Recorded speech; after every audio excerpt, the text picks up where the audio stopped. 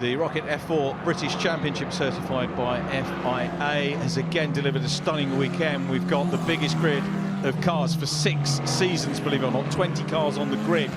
Absolutely mega entry as we look forward to next season, but we've got the end of this year to look forward to. Pole position, again, he's making a habit of this in the reverse grid races, is Ollie Stewart from Georgi, Dimitrov, Eduardo Cosetang and Daniel Ginchard are on row 2, and they're followed by Ugo Achukwu and Louis Sharp.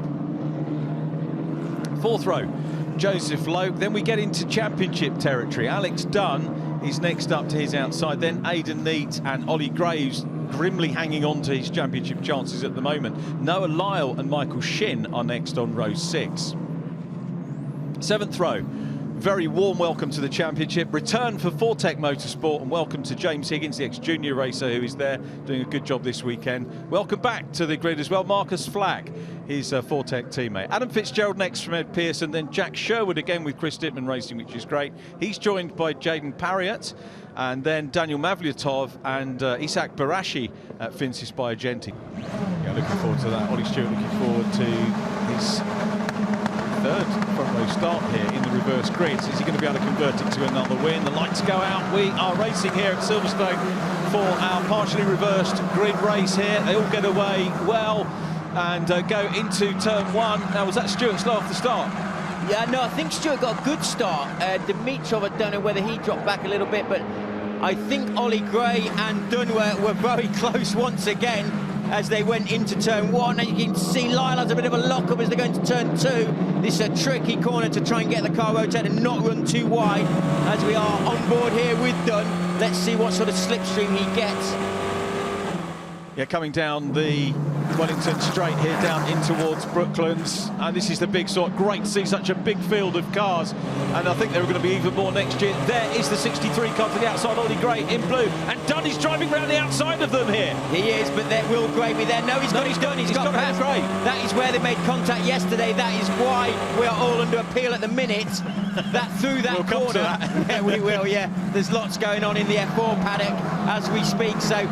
Yeah, they're running closely once again. Let's just see if Ollie Gray has got anything to try and fight back, as he's now right on the gearbox of Dunn going out of turn 1. Look at this, that's also Neate as well in the mix. As you can see, Dunn side by side. Can he outbrake him going into turn 2? Yes, he's on the curve. He manages to get the car rotated. Is he going to get the run down the straight? He's on the wrong side of the track to get the run into Brooklands. It was Dimitrov that, of course, led on that opening lap. It was Ollie Stewart that fell back down the order and is in 20th place. So Stewart with work to do. So too is Alex Dunn. Now, Alex Dunn here, the way the points stand at the moment, and I have to stress that the points are under review. We'll come back to that stressing, and we'll stress about what went on here. Oh, we contact one of the Chris Dittman cars, and that's Jack Sherwood in the 78, who did a mega race yesterday, came through into the points again. He is a real find for that team. He's been having struggles with qualifying, but his race pace has been exemplary. Keeps getting in the points, does Jack Sherwood. As we are further forward here, Ginchard trying to go down the inside of Cosetang. Are they going to make contact? Yes, they are! Can they get away with it? I think they may have got away with it, but they're going to lose a lot of places. No. Ugo's gone through. Cosetang is going to say they've got damage. But Ginchard has got front wing damage as well. Very costly for Ginchard there, not only in terms of the race here.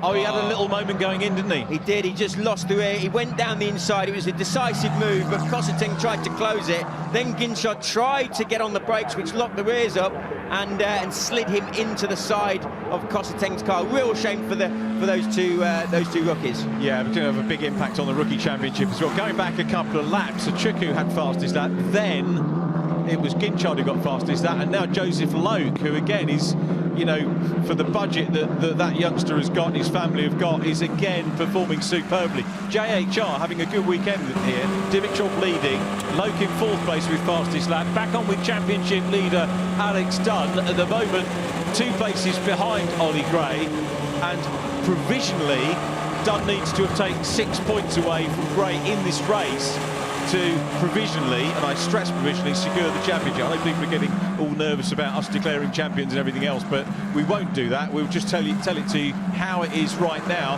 and how it is right now is that's another place gained by Alex Dunn, but he's got a lot of work to do. In reality, Gray is getting away from him.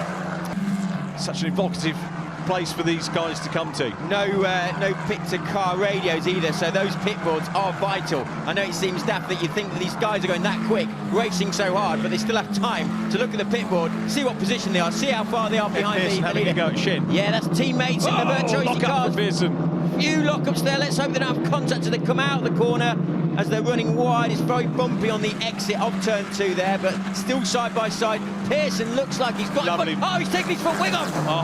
His front wing's just come off.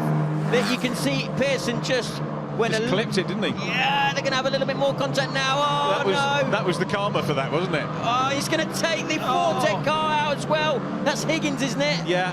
Oh, what a shame. These guys at Virtuosi are going to be absolutely gutted. There was no need for that. You don't want to take anyone out, especially not your teammate. I just saw him just came across his teammate a little bit too early and took his front wing off. And that's what has caused all of that. That was a little bit of karma, wasn't it? It wasn't intentional by Pearson, but it's wound up that really, you've got to say Michael Shin's probably the innocent party out of that lot, really. Big shame for him. Yeah, it was just, we may get a replay of that shortly just to see exactly what happened going down the back straight.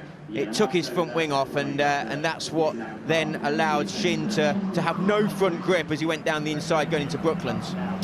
Not going to be a happy Orny. We're going to get a safety car because those machines are in a vulnerable position. Now, I feel a little bit sorry for Georgi Dimitrov. He's got a 1.3 second lead from Achuku in second place. It's Louis Sharp again on the podium in third position from Joseph Loke. Achuku has reclaimed the fastest lap here. Here's what happened with that pass. Yeah, so we can see as Pearson has gone past Shin, you can see he's just trying to cut in front of him, and he's gone a little bit too soon. It's caught his front wing just there, and he's whipped it off, gone underneath the car, come out the side, but now he's got no front grip at all. As they've gone into Brooklands, he's tried to get on the inside, locked up, hit the side of his teammate, and that's unfortunately, look at Higgins, who's just been taken out of that. I think Higgins got going again, luckily, but yeah, he was the innocent party. As you can see, once again in the slow-mo, locked up, no front grip. Pearson needs to given him a little bit more room maybe, but yeah, real clumsy between the Virtuosi cars. Points. So here we go, racing again. Dimitrov starts well. Ugo Achuku in second position. Challenge on for third. Dunn, we know, is quick off the start. Did a great recovery drive yesterday after tangling with the man in front of him. Was right the way down the back of the field. Maybe aided by a couple of safety cars in yesterday's race. Change here for third place, as up on the inside goes Joseph Loke, who had that fastest lap of the race earlier on, and goes through and makes the move on Sharp. Great stuff from Loke. Yeah, Sharp has got the inside line now as they're going down towards Brooklands, but now he's under pressure once again, but he's down the inside back into third place. Great little move from Louis Sharp. He runs a little bit wide, but I think he's still got it covered. Loke is all over the back of him as well. And then we've got Neat in there, great, and look at this, on board with Dunn once again. He nearly got a run after the restart to get past him going into turn 2, but he thought better of it, and now he's in the slipstream as they're coming down the start-finish straight. Let's see if he can get a good exit out of turn 1. I don't think he's going to pass him into turn 1, but maybe the undercut. The safety car didn't really do any favours for Ollie Gray. Dunn running a little bit wide. Need to be careful of that, to watch for track limits and maybe a black and white flag. Meanwhile, Joseph Loke in the outside car, the grey, black with blue trim, challenging the all-black car of Louis Sharp, who, remember, missed the first round of the year. He's been a very welcome addition to the championship. Louis Sharp, Louis fourth in the standings behind Ugo Achuku, and that's incredible when you think he did miss that opening round. There are no drop scores, he doesn't drop those. As Dunn again trying now, he'll go for the outside run here. Let's see whether Gray has seen him. He won't have the momentum to do it, but he's just showing the wing, the front wing of the 22 car onto the outside of the 63 machine, and Gray will be all too aware that he's there and challenging to try and get past him. One pass won't be enough for the provisional championship. Oh, he's going down the inside as they're going into turn 1. He got the run coming out the last corner. Let's see now if they can. Oh, he's gone round the outside and going to run off the track just like Dunn did the lap before. But now he's going to have the inside as they break for turn 2. Let's see if Oligo can outbreak him. It looks like Dunn is going to get this one down the inside. But they're still side by side. Is he going to get squeezed? He's going to think better of it, but now he's staying there. He's staying with him. He wants the run to Brooklands. Exactly, and he's got it. Great exit for brilliant racing. With Aidan Neat down they're side by side again. As he's on the grass. He's put him on the grass as they've come out of the last corner. Dunn was furious happens with that. Yeah, he's put his hand up in the air. The grass is a little bit damp as well, but he's done well to make sure that he didn't have a big off there. Ollie Gray will definitely be having a talking to as again someone else on the grass now done. He's got his hand out of the cockpit. He wants to know what's going on. Is he going to throw it down the inside? Yes, he is. Contact! He had had enough of that, hadn't he? You could see. Hand came out the cockpit a couple of times. He's like, no, I'm not having any more. I'm going down the inside. A little bit of contact. So. Do you know what? The championship's not going to be decided today. It's going to be a tribunal, isn't it, in 3 months' time? Yeah, it'd be a shame. But great racing between the two championship rivals here. Great apart from the contact, mate. Now we've got Dunn down the inside of the Fortec car. Now that's put a car in between them. Some Sumsville here at the moment. We've got 4 points provisionally on this race for Gray, with the championship leader Alex Dunn was in 6th position. We've got the checkered flag out. Dimitrov takes the win from Chukwu and Sharp. We need to go back to the maths on this one. Aidan Neat in 4th place. Loke next up. Dunn takes a 6th position, which is going to be 4 points, plus he started in 9th. 6 is plus 3 is 7, so we've got 4 and 7. He's not wrapped the championship up, even provisionally. So here's how they finish. Congratulations, slightly overlooked, I apologise. Georgi Dimitrov, great race from him, fending off Ugo Chukwu to take the win in round 26. Louis Sharp completes the podium ahead of Aidan Neat, who got the better of Joseph Loke in the closing stages. Alex Dunn 6th from Ollie Gray. Eduardo Cossetang 8th. Jaden Parriott in 9th. Really great result for him, the newcomer. Similarly, newcomer Isaac Barashi in 10th for Finsis by Argenti.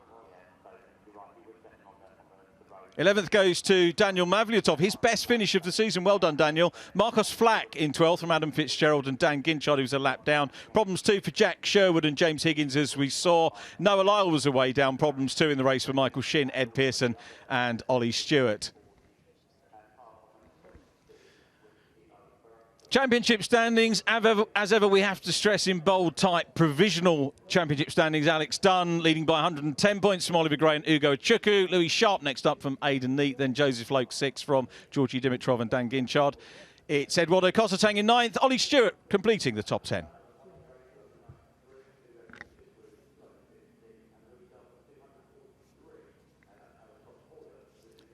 So Georgi Dimitrov, absolutely delighted. Rightly so, good drive from Georgi. Lots of pressure from Ugo Chukwu. He takes the win here at Silverstone.